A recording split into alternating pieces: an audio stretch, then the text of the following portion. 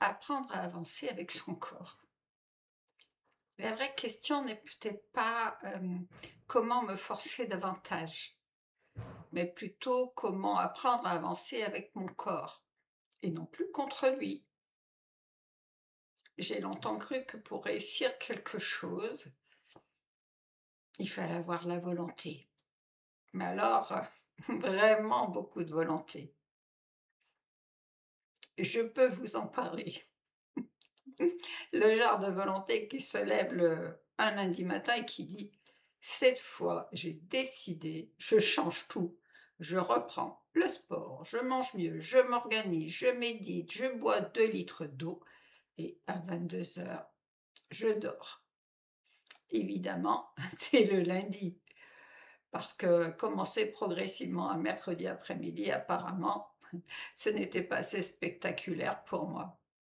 Alors je fonçais, je m'inscrivais dans une salle de sport et je me disais pas: «Je vais y aller tranquillement 2 fois par semaine pour voir comment mon corps réagit».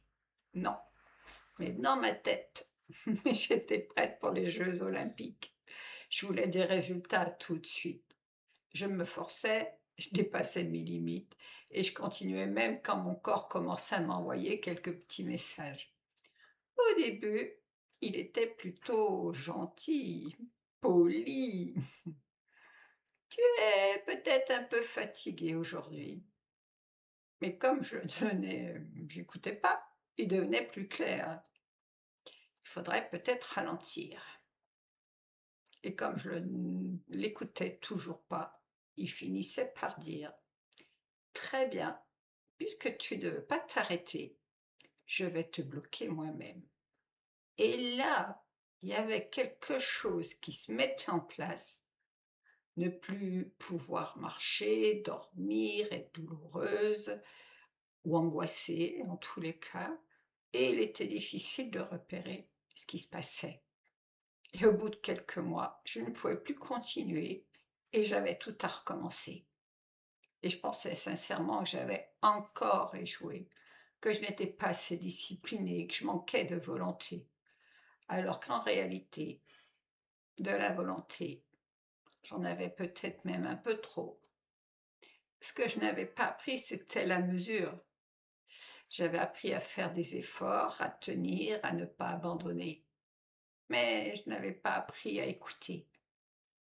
Le problème, c'est que si je ne bougeais pas du tout, j'avais mal. Mais si j'en faisais trop, j'avais mal aussi. Autrement dit, mon corps m'avait préparé un petit jeu très sympathique. Trop peu, ce n'est pas bon. Trop, ce n'est pas bon non plus. À toi de trouver le juste milieu. Bonne chance. Et le juste milieu, ce n'est pas toujours très facile à trouver, parce que le corps ne fonctionne pas comme notre mental. Le mental adore les grands projets. Le corps, lui, préfère souvent les petites étapes. Le mental dit: «Allez, encore un effort, tu vas y arriver». Et le corps répond: «Alors déjà, on va respirer».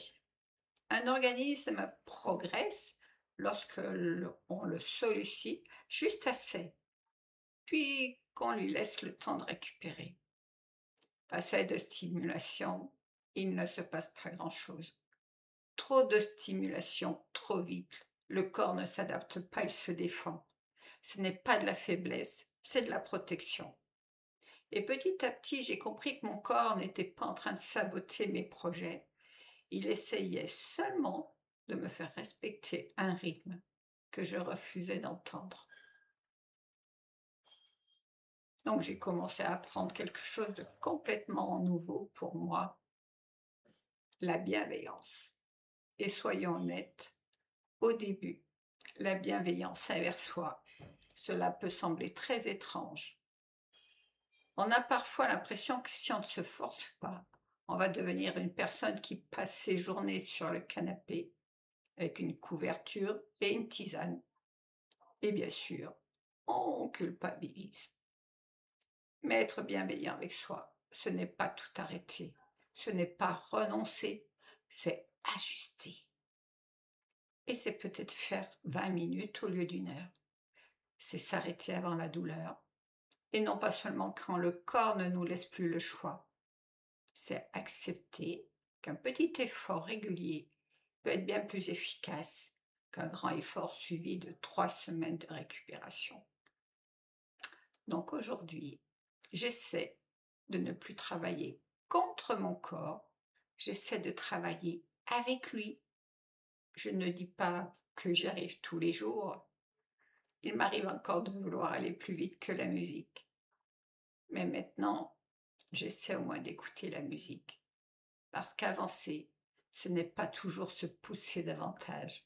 Parfois, avancer, c'est ralentir suffisamment pour pouvoir continuer. Parce que le vrai courage n'est pas de dépasser sans arrêt, sans cesse ses limites. Peut-être que le vrai courage, c'est aussi d'apprendre à les respecter.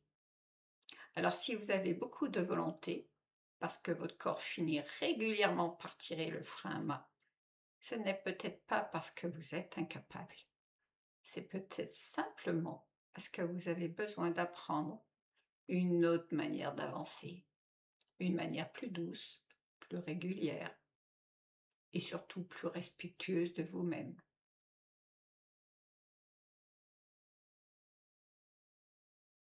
Donc, comment apprendre à avancer avec mon corps et non plus contre lui?